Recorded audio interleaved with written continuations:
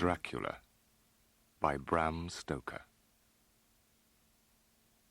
Jonathan Harker's journal, 5th of May, Bistritz, Transylvania.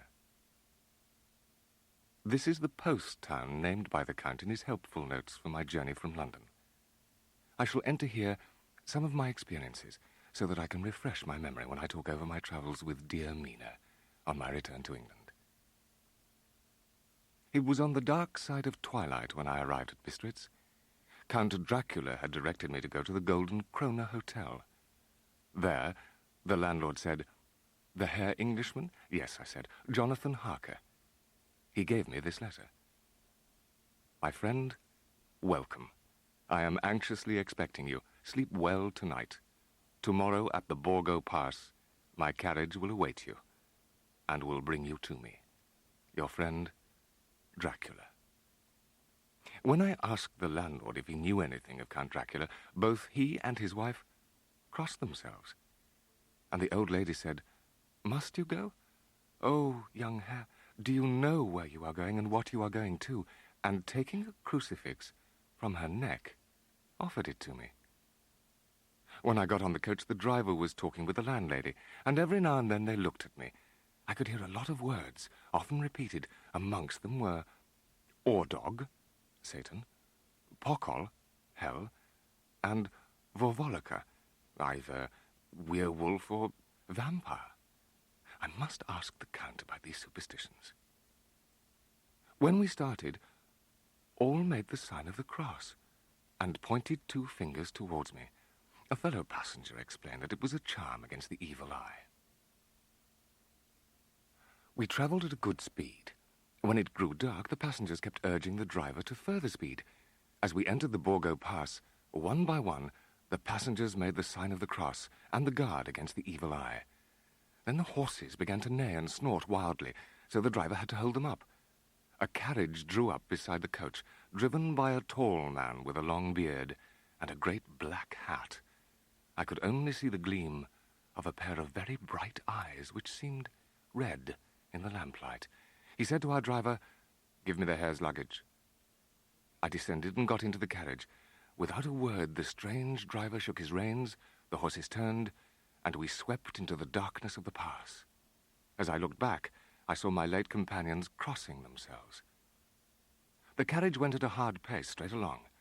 Then a wild howling began, that of wolves, which sounded nearer and nearer, as though they were closing round on us from every side. Suddenly the driver pulled up the horses in the courtyard of a vast, ruined castle. The driver jumped down and held out his hand to assist me to alight. Then he jumped again to his seat, and the carriage disappeared. I stood in silence where I was, for I did not know what to do. What sort of grim adventure was it on which I had embarked? Was this a customary incident in the life of a solicitor's clerk, sent out to explain the purchase of a London estate to a foreigner? I heard a heavy step approaching behind the great door, then a rattling of chains and the clanking of massive bolts, and the great door swung back. Within stood a tall, old man, clean-shaven, save for a long white moustache, and clad in black from head to foot. "Welcome to my house. Enter freely and of your own will." He moved forward, and holding out his hand, grasped mine. It seemed as cold as ice, more like the hand of a dead man than a living man. I said, "Count Dracula?" He bowed as he replied, "I am Dracula." He insisted on carrying my traps up a great winding stair and along a great passage. At the end of this, I rejoiced to see a well-lit room in which a table was spread for supper. The Count crossed the room and opened another door. It was a great bedroom, well lighted and warmed. "I pray you be seated and sup how you please," said the Count. "Excuse me that I do not join you, but I have dined already." During the time I was eating, the Count asked me many questions as to my journey, and I told him all I had experienced. His face was strong and aquiline, with a high-bridged thin nose and peculiarly arched nostrils. The mouth was fixed and cruel-looking, with particularly sharp white teeth. These protruded over the lips, whose remarkable ruddiness showed astonishing vitality in a man of his years. I could not but notice that there were hairs in the centre of the palm. The nails were long and fine, and cut to a sharp point. We seemed to talk for hours, and as I looked towards the window, I saw the first dim streak of the coming dawn. The Count's eyes gleamed, and he said, "But you must be tired. Tomorrow you shall sleep as late as you wish. I have to be away till the afternoon." 7th of May. It is again early morning. Yesterday I slept till late in the day. When I had dressed myself, I found a card on the table on which was written, "I have to be absent for a while. Do not wait for me. Dracula." I notice that in none of the rooms is there a mirror. I had to get the little shaving glass from my bag before I could either shave or brush my hair. I looked about for something to read, for I did not like to go about the castle until I had asked the Count's permission. I opened another door in the room and found a sort of library with a vast number of English books, magazines, and newspapers. Whilst I was looking at the books, the door opened, and the Count entered. He said, "I am glad you found your way in here, for I am sure there is much that will interest you. You come to me as agent of my friend Peter Hawkins, my solicitor, to tell me all about my new estate in London. You shall rest here with me a while. You may go anywhere you wish in the castle, except where the doors are locked. We are in Transylvania, and Transylvania is not England. Our ways are not your ways. And there shall be to you many strange things. Come, tell me of London, and of the house which you have procured for me." We went thoroughly into the business of the purchase of the estate at Purfleet, and got his signature to the necessary papers. I read him the notes which I had made at the time about the house.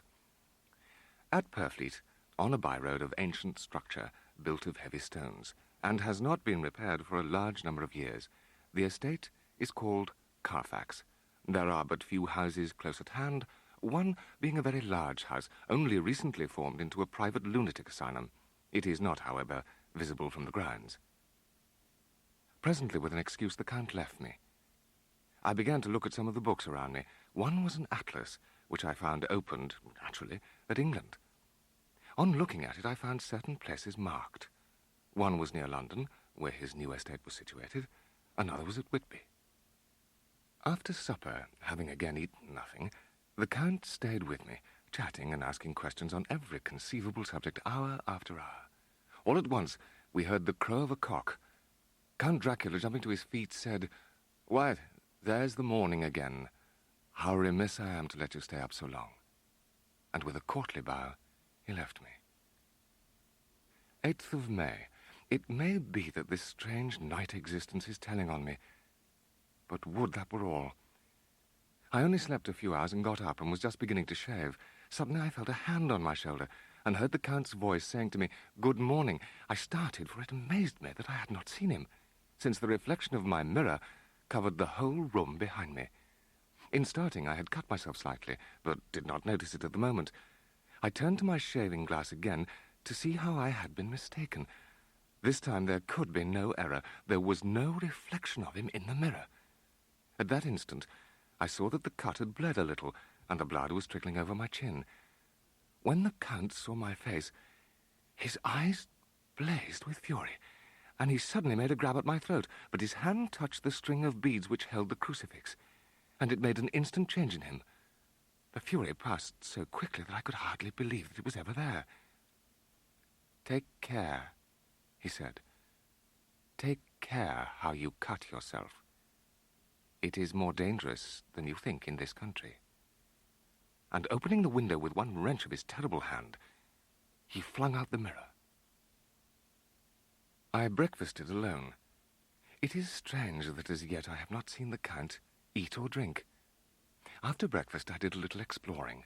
Doors, doors, doors everywhere, and all locked and bolted. In no place, save from the windows in the castle walls, is there an available exit. The castle is a veritable prison, and I am a prisoner. I had hardly come to this conclusion when I heard the great door below shut, and knew that the Count had returned. I went cautiously to my own room, and found him making the bed. This only confirmed what I had all along thought, that there were no servants in the house. 12th of May. Last evening, when the Count came from his room, he began by asking me, "Have you written since your first letter to our friend Mr. Peter Hawkins, or to any other?" It was with some bitterness in my heart that I answered that I had not, that as yet I had not seen any opportunity of sending letters to anybody. "Then write now, my young friend, and say, if it will please you, that you shall stay with me until a month from now." Then he added, "Let me warn you with all seriousness that should you leave these rooms, you will not by any chance go to sleep in any other part of the castle. Be warned." When he left me, I went up the stone stair to where I could look out over the abyss on the south side of the castle. I gazed over the beautiful expanse, bathed in a soft yellow moonlight. It was almost as light as day. As I leaned from the window, my eye was caught by something moving, a story below me, where the windows of the Count's own room would look out. What I saw was the Count's head coming out from the window. My feelings changed to repulsion and terror when I saw the whole man slowly emerge from the window and begin to crawl down the castle wall over that dreadful abyss, face down, with his cloak spreading out around him like great wings. 15th of May. Once more have I seen the Count go out in his lizard fashion. I went to make a thorough examination of the various stairs and passages, and to try the doors that opened from them. At last I found one unlocked door at the top of a stairway. I was now in a wing of the castle further to the right than the rooms I knew, and a story lower down. My lamp seemed to be of little effect in the brilliant moonlight, but I was glad to have it with me, for there was a dread loneliness in the place which chilled my heart and made my nerves tremble. Here I am writing in my diary all that has happened since I closed it last. Later, the morning of 16th May. God preserve my sanity. It is maddening to think that of all foul things that lurk in this hateful place, the Count is the least dreadful to me, that to him alone I can look for safety. When I had written in my diary, I felt sleepy. The Count's warning came into my mind, but I took a pleasure in disobeying it. I suppose I must have fallen asleep. I hope so, but I fear, for all that followed was startlingly real. I was not alone. In the moonlight opposite me were 3 young women. Though the moonlight was behind them, they threw no shadow on the floor. They came close to me and looked at me and whispered together. All 3 had brilliant white teeth that shone like pearls against the ruby of their voluptuous lips. I felt a burning desire that they would kiss me. One girl went on her knees and bent over me. Lower and lower went her head, as the lips went below the range of my mouth and chin, and seemed about to fasten on my throat. But at that instant I was conscious of the presence of the Count, and of his being in a storm of fury. I saw his strong hand grasp the slender neck of the woman, and with giant's power draw it back. He exclaimed, "How dare you touch him, any of you? How dare you cast an eye on him when I had forbidden it? When I am done with him, you shall kiss him at your will. Now go!" "Are we to have nothing tonight?" said one of them, as she pointed to a bag which he had thrown upon the floor, and which moved, as though there were some living thing within it. For answer, he nodded his head. One of the women jumped forward and opened it. There was a gasp and a low wail, as of a half-smothered child. As I looked, the women disappeared, and with them the dreadful bag.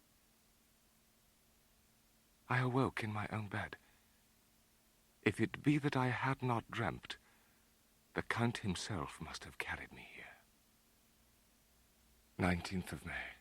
Last night the Count asked me in the suavest tones to write 3 letters, one saying that my work here was nearly done, and that I should start for home within a few days, another that I was starting on the next morning, and the third that I had left the castle and arrived at Bistritz.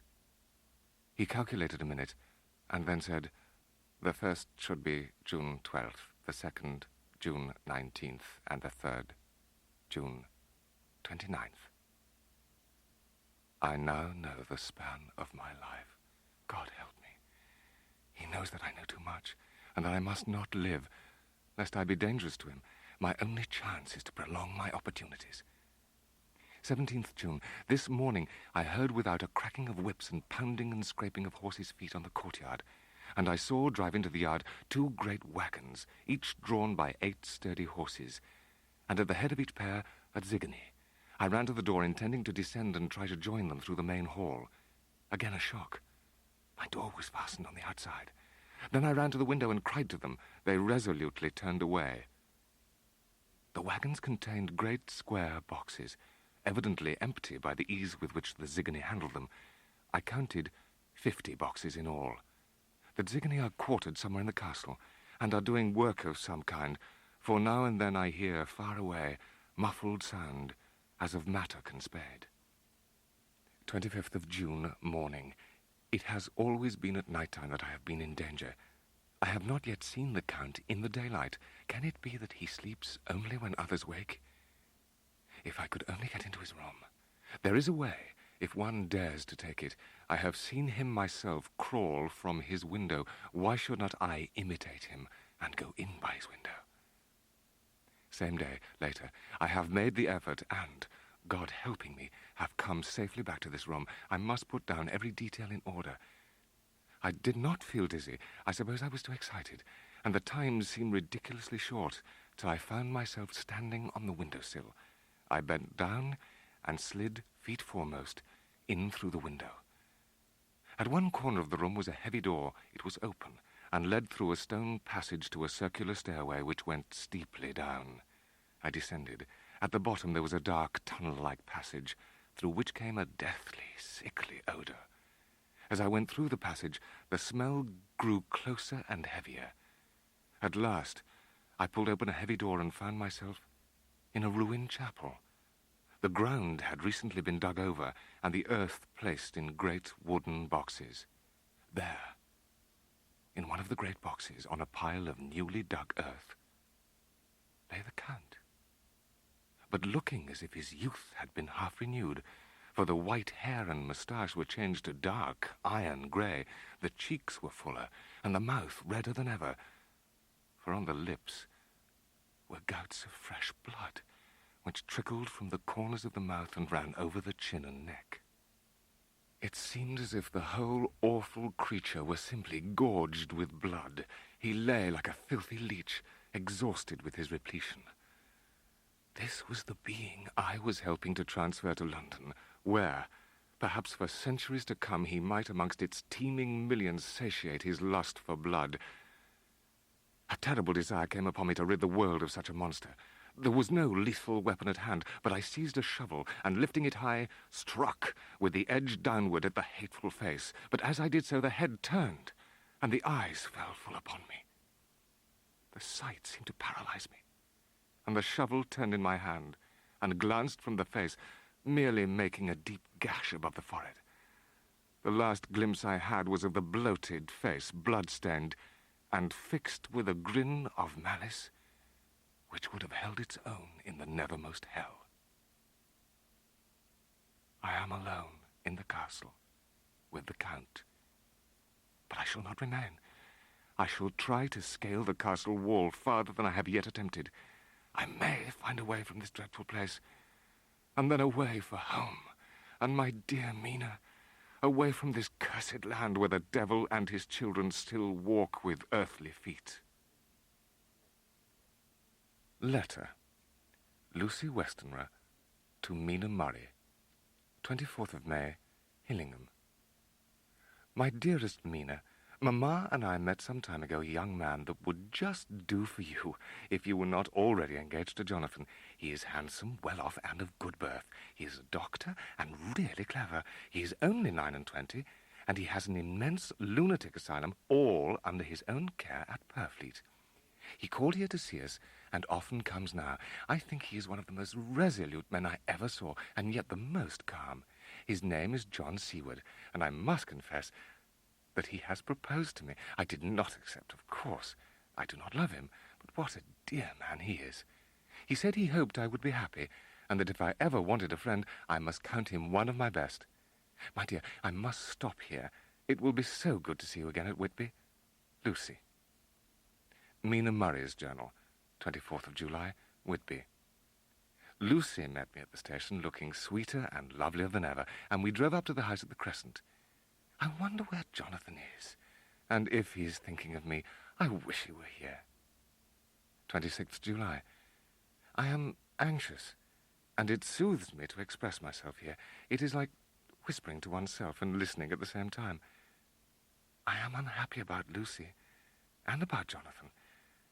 I had not heard from Jonathan for some time and was very concerned, but yesterday dear Mr. Hawkins, who is always so kind, sent me a letter from him. It is only a line dated from Castle Dracula, and says that he is just starting for home. That is not like Jonathan. Then, too, Lucy, although she is so well, has lately taken to her old habit of walking in her sleep. Her mother has spoken to me about it, and we have decided that I am to lock the door of our room every night.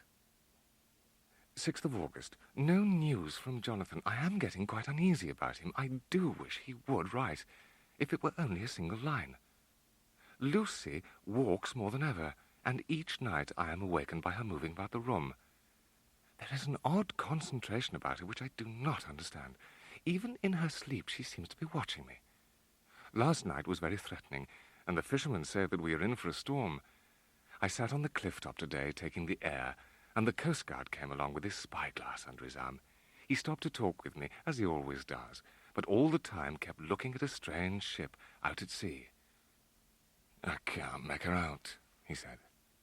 "She's a Russian by the look of her, but she's knocking about in the queerest way. She is steered mighty strangely, for she doesn't mind the hand on the wheel, changes about with every puff of the wind. We'll hear more of her before this time tomorrow." Cutting from the Whitby Evening Post, 8th of August, pasted in Mina Murray's journal.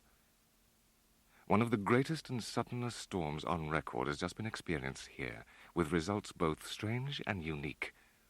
A little after midnight came a strange sound from over the sea, and high overhead the air began to carry a strange, faint, hollow booming. Then, without warning, the tempest broke. The waves rose in growing fury, till every few minutes the sea was like a roaring and devouring monster. Before long, a searchlight discovered some distance away a schooner with all sails set, apparently the same vessel which had been noticed earlier in the evening.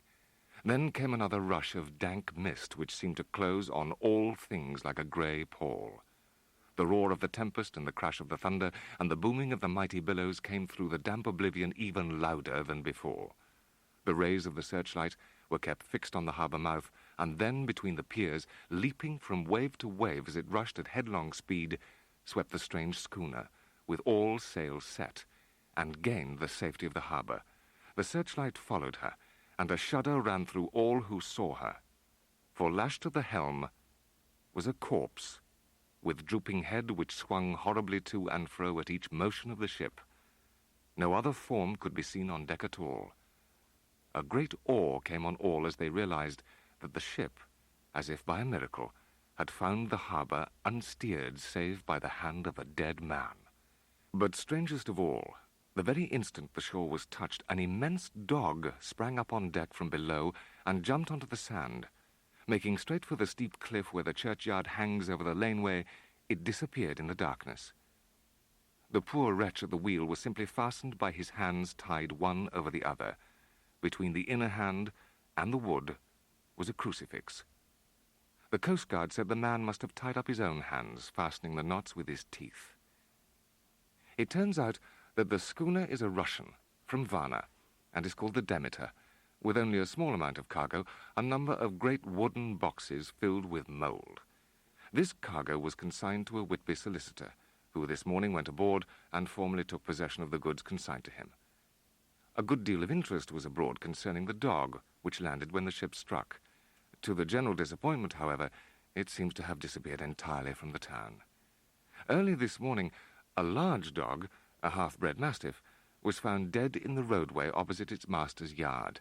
It had been fighting, and manifestly had had a savage opponent, for its throat was torn away and its belly was slit open, as if with a savage claw. Mina Murray's journal, 10th of August.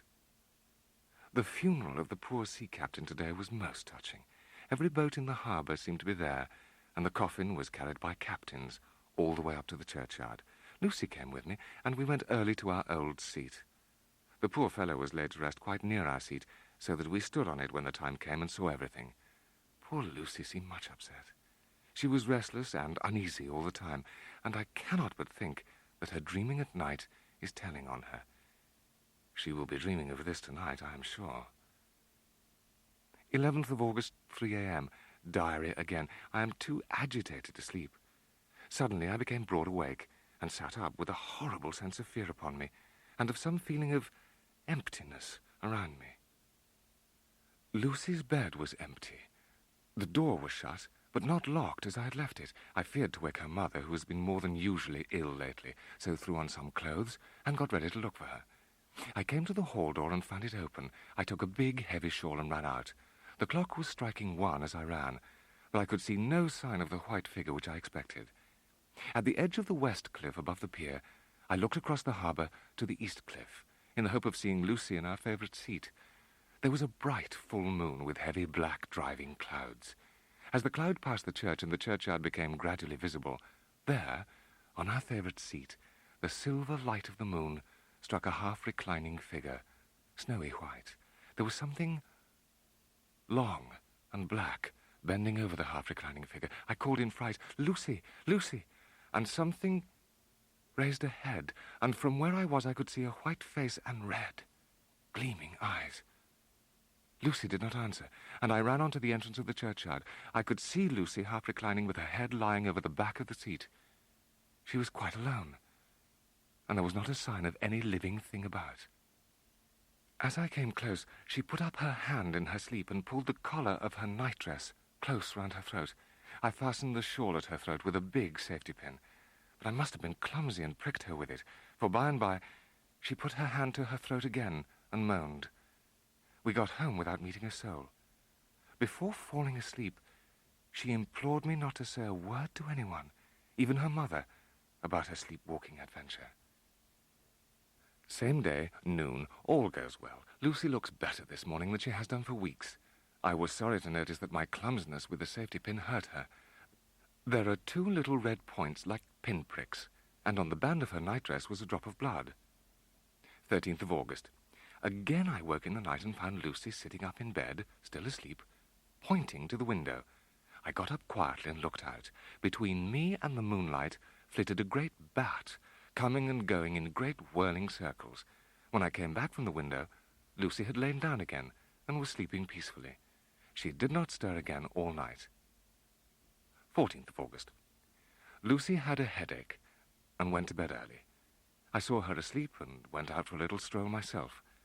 When coming home, I threw a glance up at our window and saw Lucy with her head lying up against the side of the windowsill and her eyes shut. She was fast asleep, and by her, seated on the windowsill, was something that looked like a good-sized bird. I ran upstairs, but as I came into the room, she was moving back to her bed, fast asleep. 17th of August. Some sort of shadowy pall seems to be coming over our happiness. No news from Jonathan, and Lucy seems to be growing weaker. She gets up in the night and sits at the open window. I trust her feeling ill may not be from that unlucky prick of the safety pin. I looked at her throat just now as she lay asleep, and the tiny wounds seem not to have healed. They're still open, and if anything, larger than before, and the edges of them are faintly white. 19th of August. At last, news of Jonathan. He is in Budapest, in hospital. The dear fellow has been ill. That is why he did not write. I am to leave in the morning and go over to him and bring him home. We shall be married out there and return as husband and wife. Letter, Mina Harker, to Lucy Westenra. Budapest, 24th of August. My dearest Lucy, I know you will be anxious to hear all that has happened since we parted at the railway station at Whitby. I found my dear one, oh, so thin and pale and weak-looking. He does not remember anything that has happened to him for a long time past. At least, he wants me to believe so, and I shall never ask. He has had some terrible shock, and I fear it might tax his poor brain if he were to try to recall it. Later, Jonathan asked the nurse to get a notebook from his jacket. He said to me, "You know, dear, I have had a great shock. The secret is here, and I do not want to know it. Take it and keep it, read it if you will, but never let me know. Unless, indeed, some solemn duty should come upon me to go back to the bitter hours, asleep or awake, sane or mad, recorded here." I shall post this letter now and write you very soon again. I must stop, for Jonathan is waking. I must attend to my husband. Your ever-loving Mina Harker. Lucy Westenra's diary. Hillingham, 24th of August. I must imitate Mina and keep writing things down. Then we can have long talks when we do meet. I wonder when it will be. Last night I seemed to be dreaming again, just as I was at Whitby. Perhaps it is the change of air, or getting home again. It is all dark and horrid to me, for I can remember nothing. But I am full of vague fear, and I feel so weak and worn out. 25th of August. More bad dreams. I wish I could remember them. This morning I am horribly weak. My face is ghastly pale, and my throat pains me. Dr. Seward's diary, the 2nd of September. This morning I paid a visit to the Westenra home at Hillingham. I was saddened to see my dear Lucy in such a poor state of health. In my opinion, there is not any functional disturbance or any malady that I know of. At the same time, she is woefully different from what she was when I saw her last. I could easily see that she is somewhat bloodless, but I could not see the usual anemic signs. I have written to my old friend and master, Professor Van Helsing of Amsterdam, who knows much about obscure diseases. I have asked him to come over. 3rd of September. Van Helsing has come and gone. He said, "I have made careful examination, but there is no functional cause. With you I agree that there has been much blood lost. You must send to me the telegram every day, and if there is cause, I shall come again." Telegram, Seward to Van Helsing. 6th of September. Terrible change for the worse. Come at once. Do not lose an hour. Dr. Seward's diary. 7th September. Van Helsing and I were shown up to Lucy's room. If I was shocked when I saw her yesterday, I was horrified when I saw her today. She was ghastly, chalkily pale. The red seemed to have gone even from her lips and gums, and the bones of her face stood out prominently. Her breathing was painful to see or hear. Van Helsing's face grew set as marble, and his eyebrows converged till they almost touched over his nose. He adjusted the pillow to the patient's head. As he did so, the narrow black velvet band which she always seemed to wear round her throat was dragged a little up and showed a red mark on her throat. I could hear the deep hiss of indrawn breath, which is one of Van Helsing's ways of betraying emotion. Just over the external jugular vein there were 2 punctures, not large, but the edges were white and worn-looking. It at once occurred to me that this wound, or whatever it was, might be the means of that manifest loss of blood, but I abandoned the idea as soon as formed. The whole bed would have been drenched to a scarlet. The professor stood up. "I must go back to Amsterdam tonight," he said. "There are books and things there which I want. You must remain here all the night, and you must not sleep. Later on, we can sleep, you and I shall be back as soon as possible, and then we may begin." 8th of September. I sat up all night with Lucy. After a long spell, she seemed to be sinking off to sleep, but with an effort seemed to pull herself together and shook it off. "You do not want to go to sleep?" I asked. "No, I'm afraid. But, my dear girl, you may sleep tonight.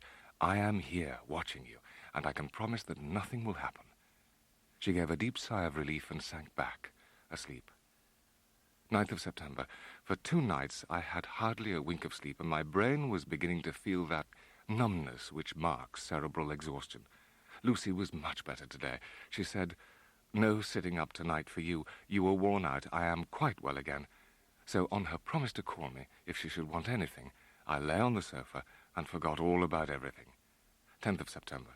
I was conscious of the professor's hand on my head and started to awake all in a second. "And how is our patient?" "Well, when I left her," I answered. "Come, let us see," he said, and together we went into the room. Van Helsing stepped with his soft, cat-like tread over to the bed. As I raised the blind and the morning sunlight flooded the room, I heard the professor's low hiss of inspiration, and a deadly fear shot through my heart. There, on the bed, seemingly in a swoon, lay poor Lucy, more horribly white and wan-looking than ever. Even the lips were white, and the gums seemed to have shrunken back from the teeth. Van Helsing said, "Bring the brandy." I flew to the dining room and returned with the decanter. He wetted the poor white lips with it. He felt her heart and said, "It is not too late. I stay here tonight, and I shall sit with little miss myself. You and I must watch the case, and we must have none other to know." 11th of September. Van Helsing in excellent spirits, and Lucy much better. A big parcel from abroad came for the professor. He opened it and showed a great bundle of white flowers. "These are for you, Miss Lucy," he said. "Oh, Professor, I believe you are only putting up a joke on me. Why, these flowers are only common garlic," Lucy cried. To my surprise, Van Helsing rose up and said with all his sternness, "No trifling with me. I never jest. There is grim purpose in all I do, and I warn you that you do not thwart me. See, I will place them myself in your room. I make myself the wreath that you are to wear." We went into Lucy's room, taking the flowers with us. The professor fastened up the window securely. Next, taking a handful of the flowers, he rubbed them all over the sashes, the jamb of the door, above, below, and at each side, and round the fireplace in the same way. I said, "Well, Professor, this certainly puzzles me. It is, well, we have no skeptic here, or he would say that you were working some spell to keep out an evil spirit." "Perhaps I am," he answered quietly, and himself fixed the wreath of garlic around her neck. The last words he said to her were, "Take care you do not disturb it, and even if the room feel close, do not tonight open the window or the door." 13th of September. Van Helsing and I returned early in the morning. Mrs. Westenra greeted us warmly and said, "You will be glad to know that Lucy is better. The dear child is still asleep." The professor smiled. "Aha, my treatment is working." To which he answered, "You must not take all the credit to yourself, Doctor. Lucy's state this morning is due in part to me." "How do you mean, ma'am?" asked the professor. "Well, I was anxious about the dear child in the night and went into her room. There were a lot of those horrible flowers about, everywhere, and she actually had a bunch of them round her neck. I took them all away and opened the window to let in a little fresh air. You will be pleased with her, I'm sure." As she spoke, I watched the professor's face and saw it turn ashen grey. The instant she had disappeared, he said, "Come, we must see and act." And together we went up to Lucy's room, where we looked on the poor face with the same awful waxen pallor as before. "As I expected," he murmured.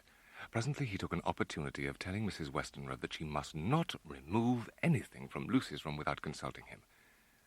What does it all mean?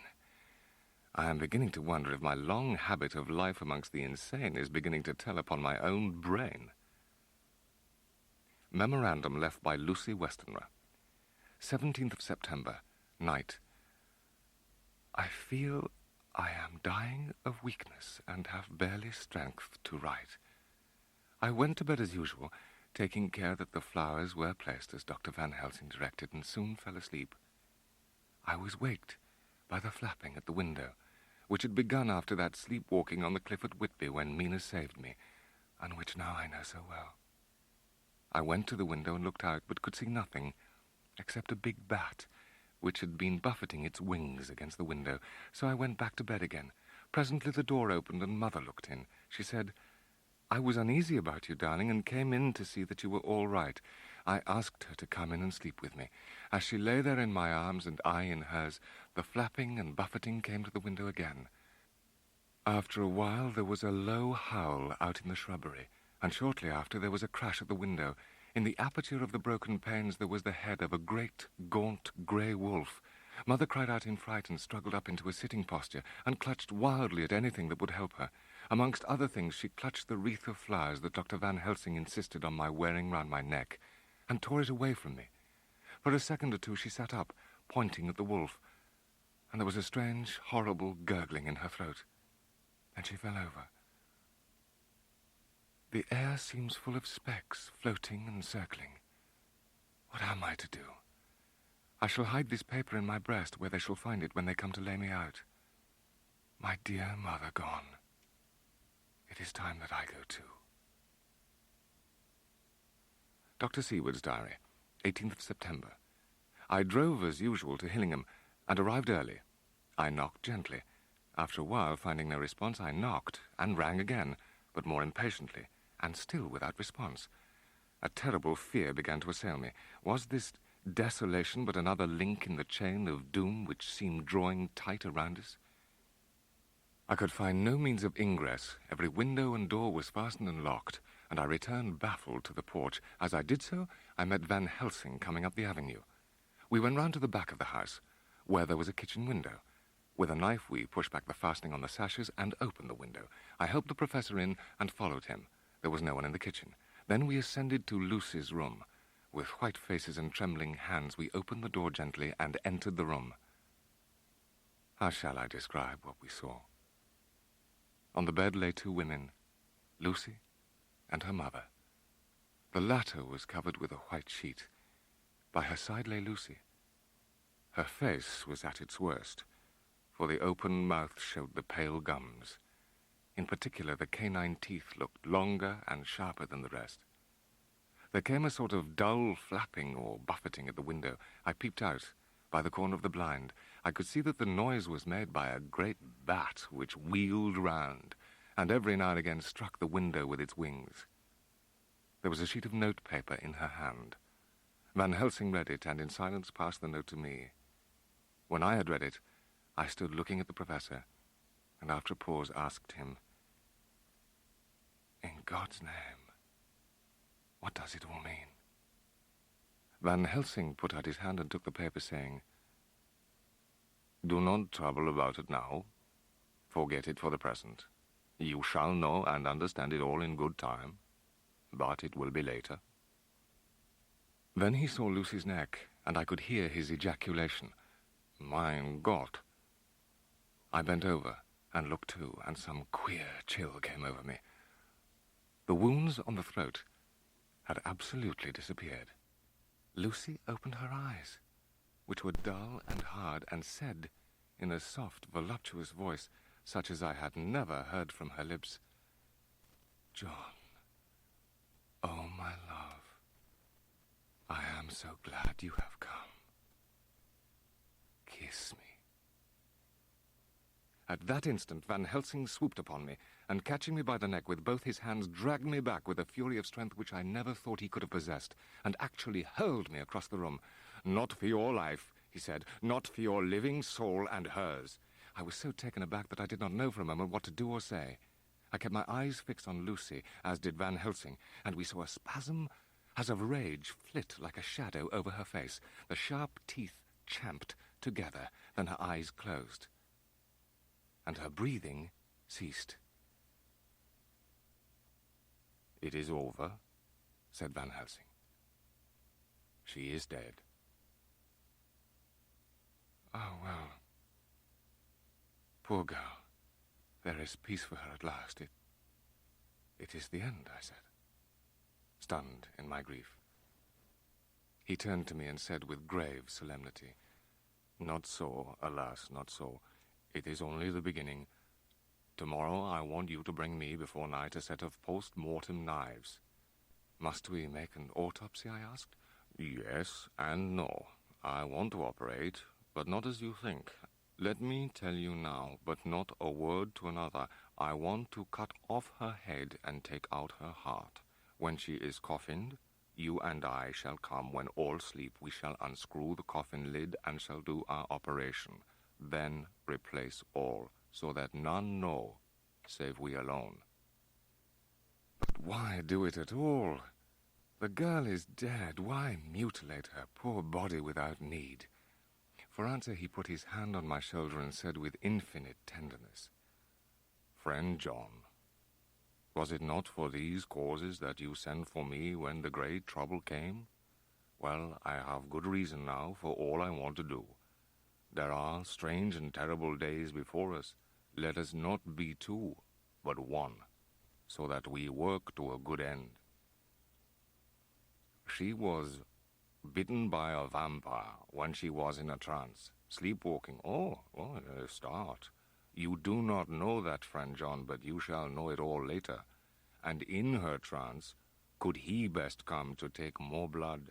In trance she died, and in trance now she is undead too. So it is that she differ from all other. I had heard the professor talk of vampires once before when I was his student, but at the time I discounted the stories as mere legend and superstition. But this turned my blood cold, and it began to dawn upon me that I was accepting Van Helsing's theories. But if she were really dead, what was there of terror in the idea of killing her? He looked up at me, and evidently saw the change in my face, for he said, almost joyously, "Ah, you believe now." I answered, "Do not press me too hard all at once." It made me shudder to think of so mutilating the body of the woman whom I had loved. And yet the feeling was not so strong as I had expected. I was, in fact, beginning to shudder at the thought of this being, this undead, as Van Helsing called it, and to loathe it. Finally, the professor said quietly, "My mind is made up. Let us go.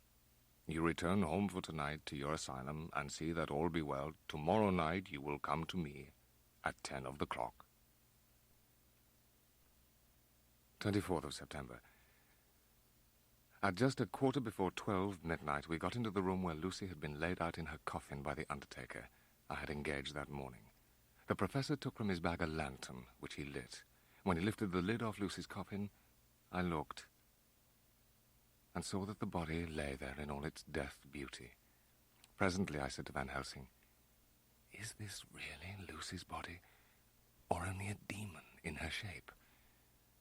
"It is her body, and yet not it. But wait a while, and you shall see her as she was, and is."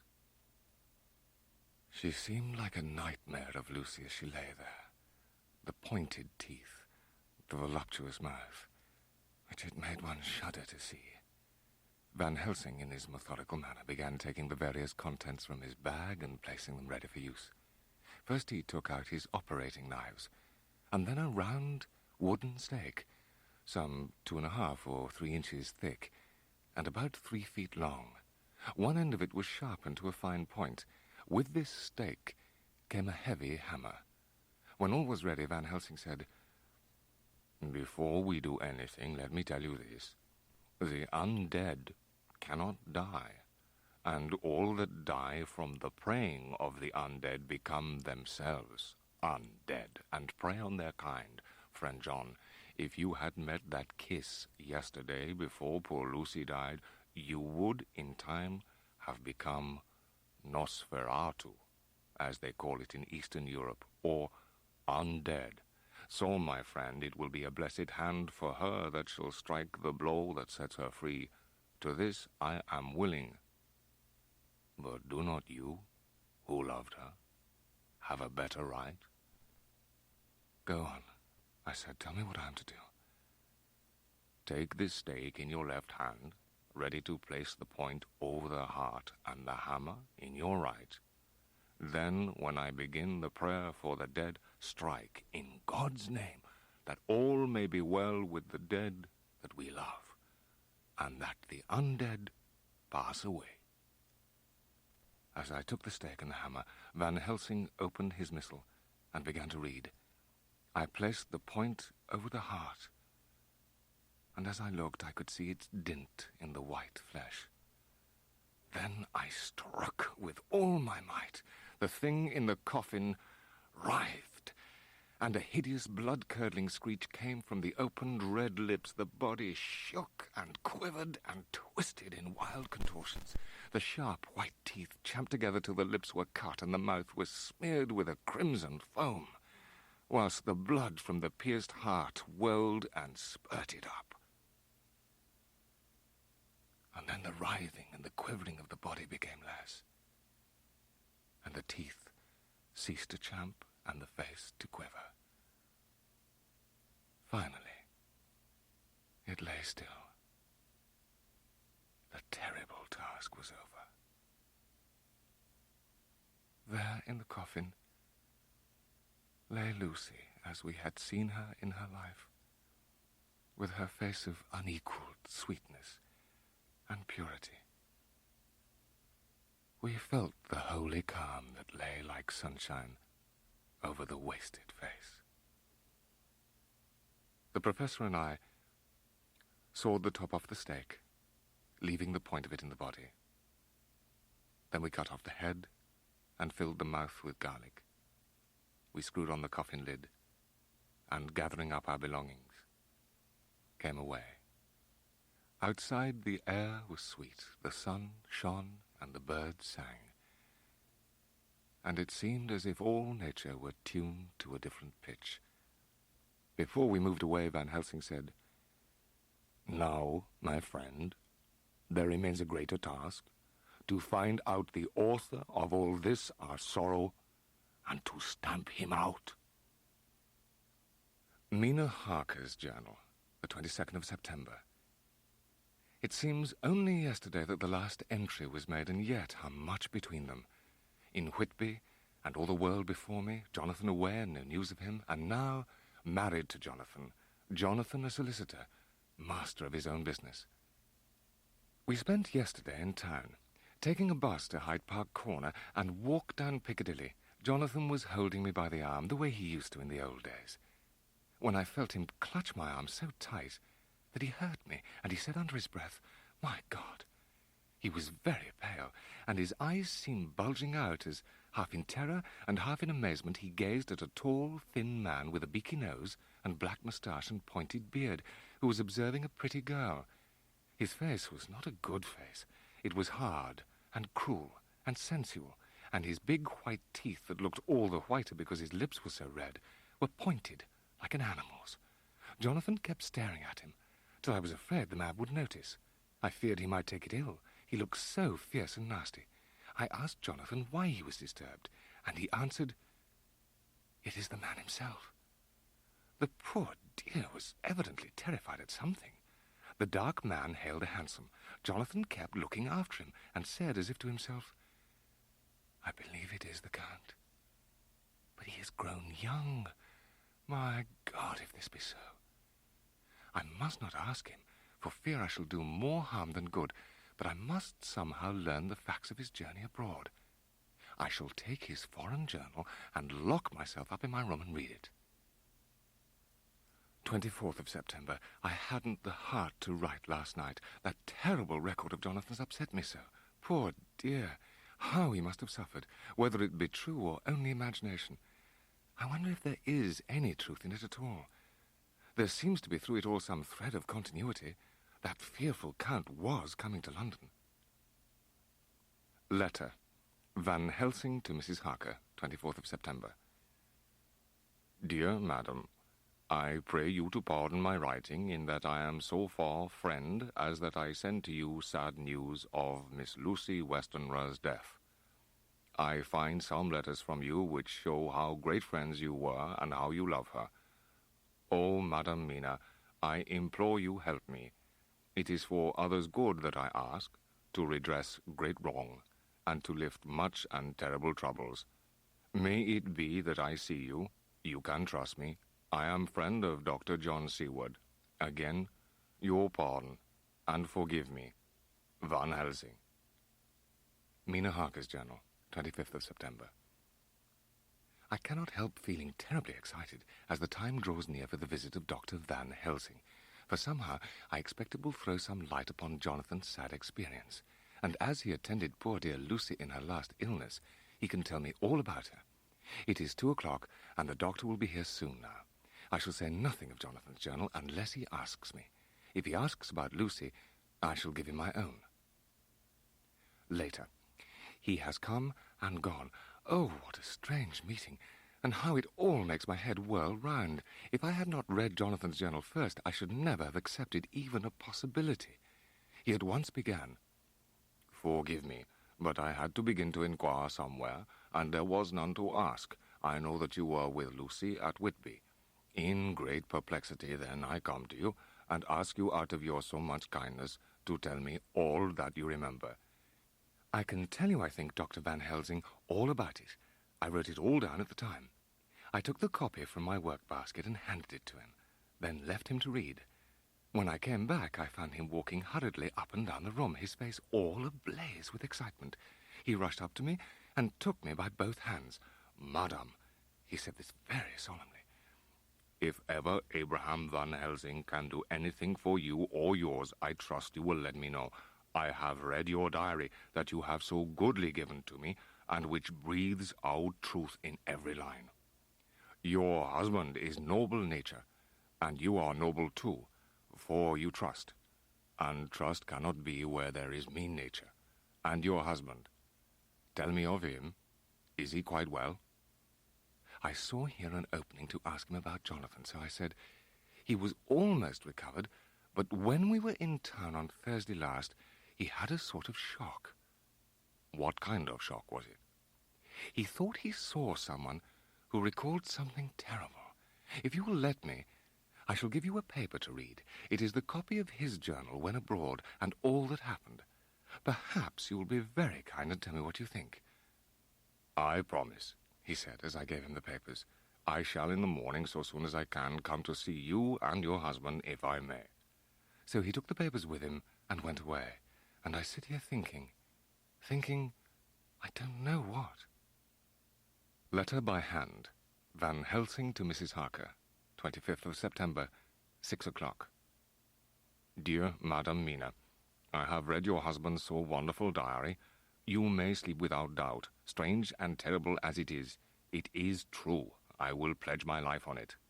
I am blessed that today I come to see you. Yours, the most faithful, Abraham Van Helsing. Jonathan Harker's journal, the 26th of September. I thought never to write in this diary again, but the time has come. When I got home last night, Mina told me of Van Helsing's visit, and of her having given him the 2 diaries. She showed me in the doctor's letter that all I wrote down was true. It seems to have made a new man of me. Now that I know, I am not afraid, even of the Count. He has succeeded after all, then, in his design in getting to London, and it was he that I saw. He has got younger. And how? Van Helsing is the man to unmask him and hunt him out, if he is anything like what Mina says. Dr. Seward's diary, 29th September. Last night the professor introduced me to dear Lucy's friend Mina Harker, Mina Murray that was, and her husband. How strange that they too should be connected with this trouble. By the end of the evening, each of us knew the other's story. It unnerved me to discover that the Count's estate was the building next to my asylum. If only the professor and I had known earlier, we might have saved poor Lucy, but let me not think on that. The Harkers and the professor are staying here at the asylum with me. Now we are all informed as to the facts, we can arrange our plan of battle with this terrible and mysterious enemy. We are to meet in my study later this evening. Mina Harker's journal, 30th of September. When we met in Dr. Seward's study 2 hours after dinner, Professor Van Helsing took the head of the table and said, "It is good that I tell you something of the kind of enemy with which we have to deal. This vampire which is amongst us is of himself so strong in person as 20 men. He is of cunning more than mortal, for his cunning be the growth of ages. He can, within limitations, appear at will in many shapes and forms. He can, within his range, direct the elements, the storm, the fog, the thunder. He can command all the meaner things, the bat, the fox, and the wolf, and he can at times vanish and come unknown. How then are we to destroy him? My friends, it is a terrible task that we undertake, and there may be consequences to make the brave shudder. For if we fail in this our fight, he must surely win, and then where end we? To fail here is not mere life or death, it is that we become as him, that we henceforward become foul things of the night, like him, without heart or conscience, preying on the bodies and the souls of those we love best." The professor stood up, and after laying his silver crucifix on the table, held out his hand on either side, so as we all took hands, our solemn compact was made. Dr. Van Helsing went on, "Well, you know what we have to contend against, but we too are not without strength. The hours of the day and the night are ours equally. We have an end to achieve, which is not a selfish one. These things are much. He cannot go where he lists. He who is not of nature has yet to obey some of nature's laws. Why? We know not. His power ceases, as does that of all evil things at the coming of the day. It is said, too, that he can only pass running water at the slack or the flood of the tide. Then there are things which so afflict him that he has no power, garlic, and the things sacred, as my crucifix. Thus, when we find the habitation of this man that was, we can confine him to his coffin and destroy him, if we obey what we know." There was a little pause, and then the professor went on, "And now we must settle what we do. We know from the inquiry of Jonathan that from the castle to Whitby came 50 boxes of earth, all of which were delivered at Carfax. It seems to me that our first step should be to ascertain whether all remain in the house beyond that wall. We must sterilize the earth, so that no more can he seek safety in it. Thus, in the end, we may find him in his form of man between the hours of noon and sunset, and so engage with him when he is at his most weak. We men are determined, nay, are we not pledged, to destroy this monster? But it is no part for a woman. For you, Madam Mina, this night is the end until all be well. You are too precious to us to have such risk. When we part tonight, you no more must question. We shall tell you all in good time." All the men, even Jonathan, seemed relieved, and though it was a bitter pill for me to swallow, I could say nothing, save to accept their chivalrous care of me. They have now gone off to Carfax, with means to get into the house. Jonathan Harker's journal. 1st of October, 5 a.m. I went with the party to search with an easy mind, for I think I never saw Mina so absolutely strong and well. I am so glad that she consented to hold back and let us do the work. We took our way to the house, taking care to keep in the shadows of the trees. When we got to the porch, the professor opened the door with a skeleton key. He turned to me and said, "You know this place, Jonathan.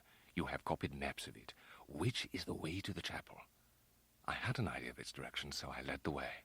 With a little trouble, we opened the door. We were prepared for some unpleasantness, for as we were opening the door, a faint, malodorous air seemed to exhale through the gaps. But none of us ever expected such an odor as we encountered. How shall I describe it? It was not alone that it was composed of all the ills of mortality, and with the pungent, acrid smell of blood, but it seemed as though corruption had itself become corrupt.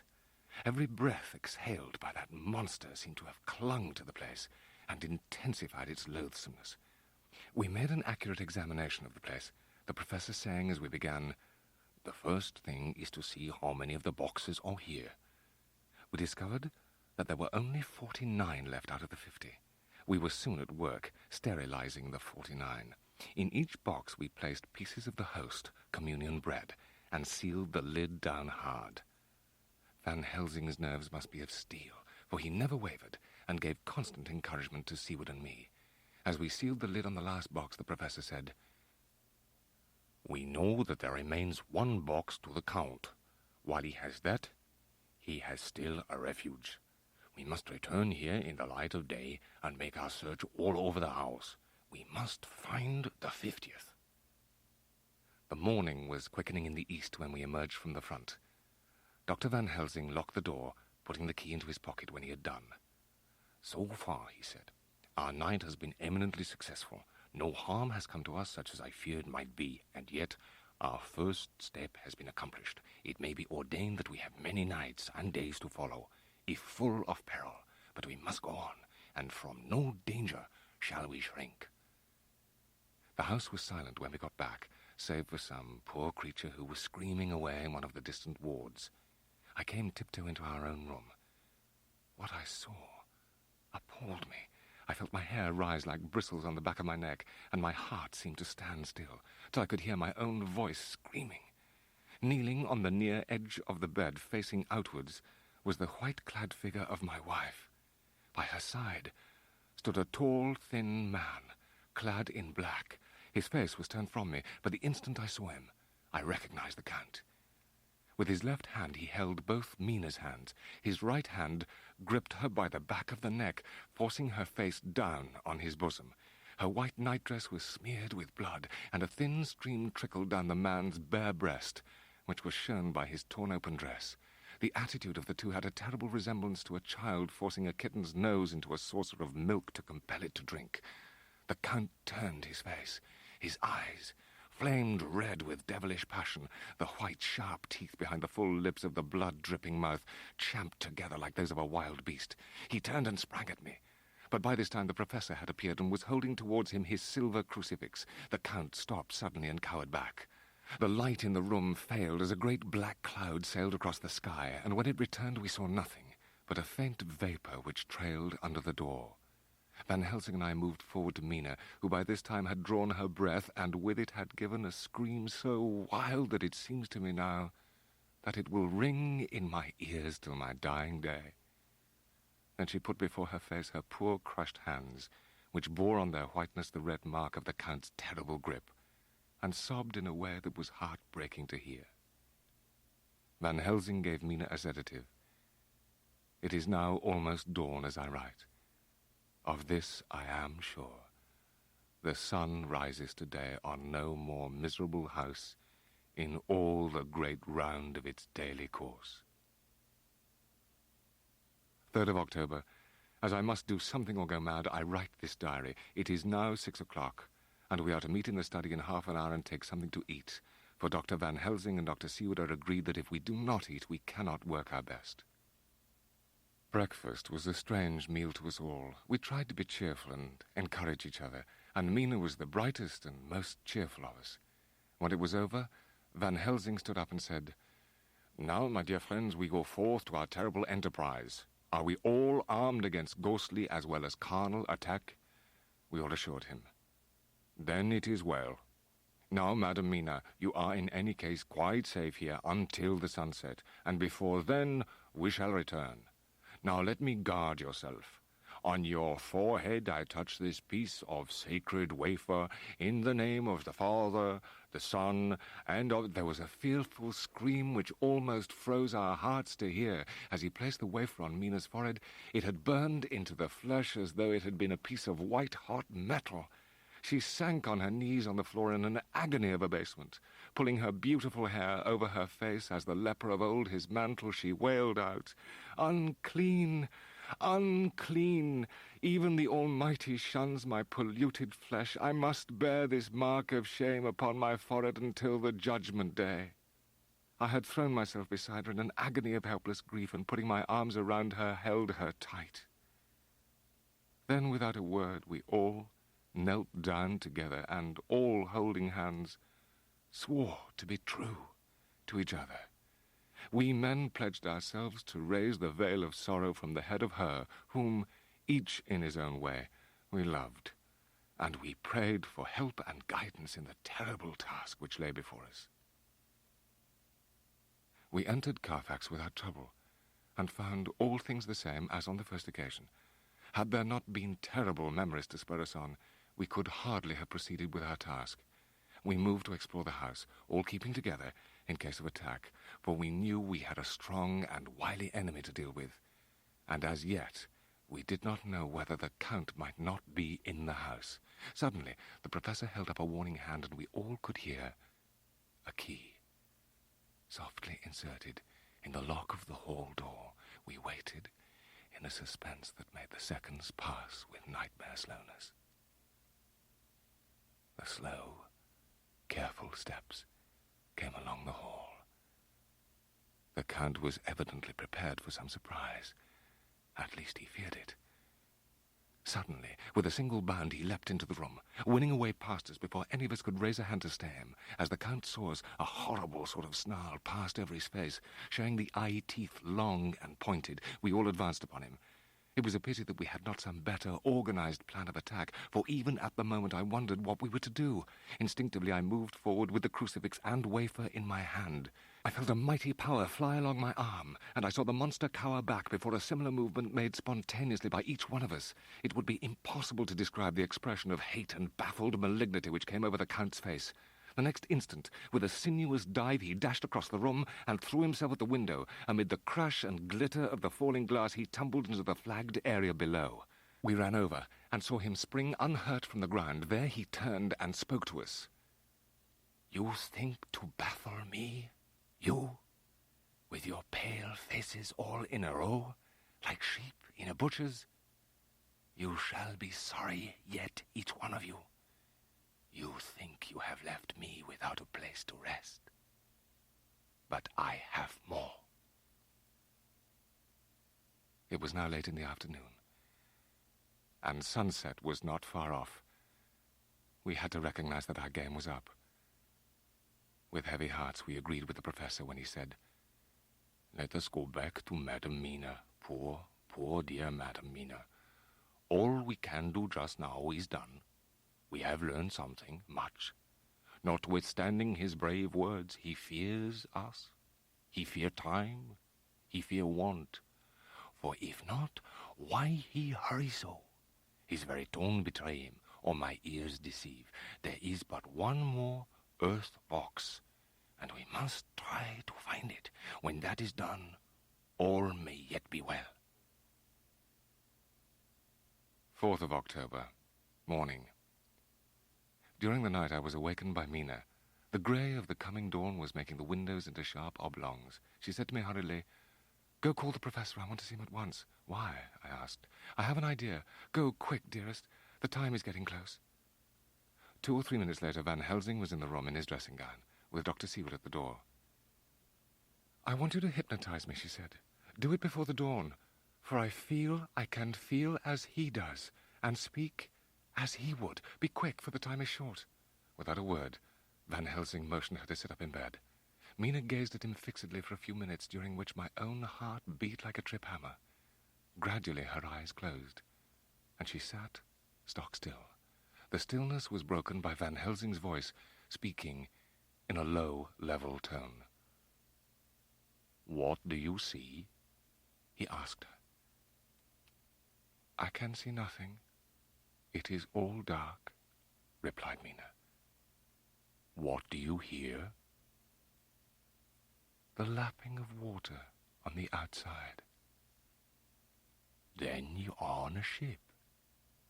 The answer came quick. "Oh, yes." "Where are you going?" "Home. I am still. Oh, so still. It is like death." The voice faded away into a deep breath, as of one sleeping.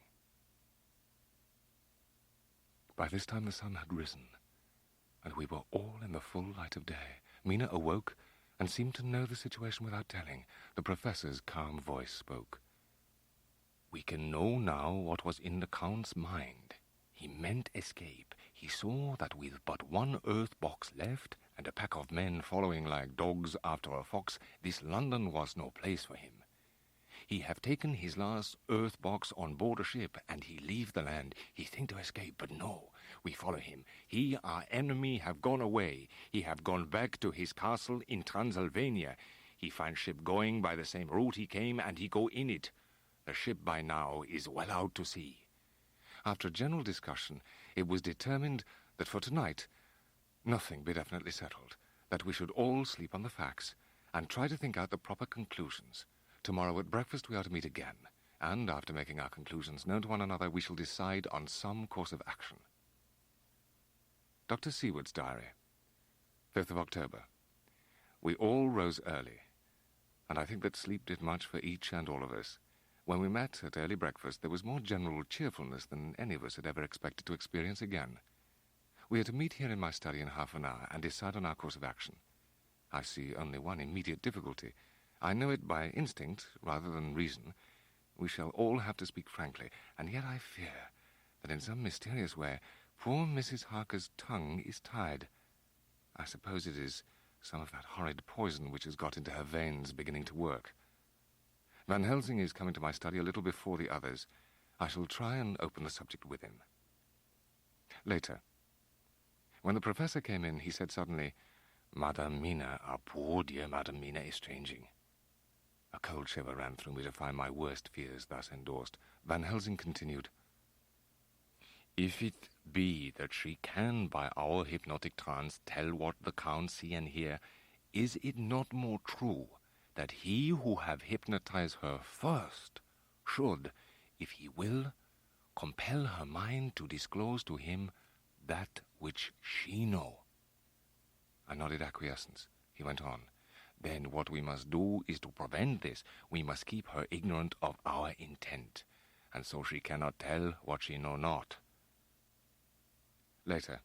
At the very outset of our meeting, Mrs. Harker had sent a message by her husband to say that she would not join us at present. The professor explained our decision to Harker, and somehow he seemed relieved. Van Helsing roughly put the facts before us. "Today I went to the port authority. They tell me there is only one ship bound for Varna. That ship left the Thames yesterday morning. It will take her at least 3 weeks to reach Varna. We can travel overland to the same place in 3 days. We shall at any rate be in Varna before the ship arrives, and be able to make such preparations as may be necessary. Of course, we shall all go armed against evil things, spiritual as well as physical. Madame Mina shall come with us, but she must not know the details of our plans. Tonight and tomorrow we can get ready, and then, if all be well, we four can set out on our journey. There must be no chance lost, and in Varna we must be ready to act the instant when the ship arrives." "What shall we do exactly?" I asked. The professor paused before replying. "We shall at the first board that ship. Then, when we have identified the box, we shall place a branch of the wild rose on it, for when it is there, none can emerge. Then, when we get the opportunity that we seek, when none are near to see, we shall open the box, and all will be well." Jonathan Harker's Journal, 15th of October, Varna. We left Charing Cross on the morning of the 12th, got to Paris the same night, and took the places secured for us in the Orient Express. We travelled night and day, arriving here at about 5 o'clock. 17th of October. Everything is pretty well fixed now, I think, to welcome the Count on his return from his tour. There is only one ship expected here from England. Seward told the shippers that he fancied that the box on board might contain something stolen from a friend of his, and got consent that he might open it, at his own risk. If the Count is there, Van Helsing and Seward will cut off his head at once, and drive a stake through his heart. The professor says that if we can so treat the Count's body, it will soon after fall into dust, so there will be no evidence against us in case any suspicion of murder were aroused. All we can do now is to wait. 27th of October. Most strange. No news yet of the ship we wait for, and she is several days late. 28th of October. None of us could have expected the news we had today. Our waiting and planning have been in vain. The port authorities here have told us that the ship has arrived at the next port of Galatz. When he heard this, Van Helsing raised his hands over his head for a moment, as though in remonstrance with the Almighty, but in a few seconds he stood up with his face sternly set and said, "My surmise is this, that in London the Count decided to get back to his castle by water as the most safe way. He was brought from the castle by Zigany, and they delivered their cargo to Varna, and there it was shipped for London. Thus the Count had knowledge of the persons who could arrange this service. Now, when the box was landed at Galatz, before sunrise or after sunset, he comes out from his box and makes arrangements to be returned to the castle in the same way. He is clever, our foe. But we follow, even if it mean we go to hell itself." Jonathan Harker's journal continued, written in the carriage. The 1st of November. All day long we have travelled, and at a good speed. Dr. Van Helsing is laconic. He tells the farmers that he is hurrying to Bistritz and pays them well to make the exchange of horses. We get hot soup, or coffee, or tea, and off we go. In the first house where we stopped, when the woman who served us saw the scar on Mina's brow, she crossed herself and put out 2 fingers towards her to keep off the evil eye. Ever since then, she takes care not to take off her hat or veil, and so has escaped their suspicions. We are travelling fast, and the professor seems tireless. 2nd November, night. All day long driving. Dr. Van Helsing says that by morning we shall reach the Borgo Pass. We do not want to arrive before, so we take it easy, and have each a long rest in turn. 4th of November. Borgo Pass. It is morning, and I write by a fire which all the night we have kept alive. It is cold, so cold that the grey, heavy sky is full of snow. Last night, Mina prepared our food while we saw to the horses, and set them tethered in shelter to feed. When we returned, she served us our meal without taking any food for herself. She simply smiled, and said that she had eaten while we were away, that she was so hungry that she could not wait. I like it not, and I am afraid, even to think. The stake we play for is life and death, or more than these, and we must not flinch. My dear Mina's life is in the balance. We surely have not much time left to act, and the castle is still half a day's drive from this pass. We must find the Count in his lair before sunset today, and destroy him there. If we fail, we are lost, and Mina will become like him, undead for all time. 5th of November. It is over. I scarcely have the will to write, but I must record our story, even to the very end. It was late afternoon when we approached the castle, and the shadows were already growing long. How strange our little band must have looked. 3 men, 1 woman, armed with nothing but 1 hammer and stake, a crucifix each, and our trust in God and our own resolve. For the hammer we found an early use. Though the doors were all open, we broke all their rusty hinges, lest some ill chance should close them, once we were inside. By memory I led the way to the chapel. The air was oppressive.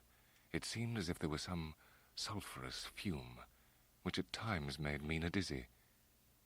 Afar, we heard the low howl of wolves. As we approached the place, we each felt the yearning for sleep and delay, which seemed to call us. We braced ourselves for our horrid task, and entered the chapel. The air was rank and fetid inside. Through a high window the last low rays of the sun began to glow red. There was almost no time left to us. We looked quickly around the room and saw many tombs, of all the tribe of vampires, no doubt. There was one great tomb, more lordly than all the rest. It was huge and nobly proportioned. On it was but 1 word: Dracula. This, then, was the undead home of the king vampire. Carefully, silently, as if we dared not wake the dead, Seawood and I put our shoulders to the lid of the tomb and slid it to one side. There within lay the Count. He was deathly pale, just like a waxen image, but the red eyes gleamed with the horrible vindictive look which I first saw so many months ago. As I looked, the eyes saw the sinking sun, and the look of hate in them turned to triumph, but on the instant came the sweep of Van Helsing's hand driving the stake deep into the vampire's heart. Mina shrieked and clung to me as we saw the blood surge and well. It was like a miracle. But before our very eyes, and almost in the drawing of a breath, the whole body crumbled into dust and passed from our sight. I shall be glad, as long as I live, that even in that moment of final dissolution, there was in the face a look of peace, such as I never could have imagined might have rested there.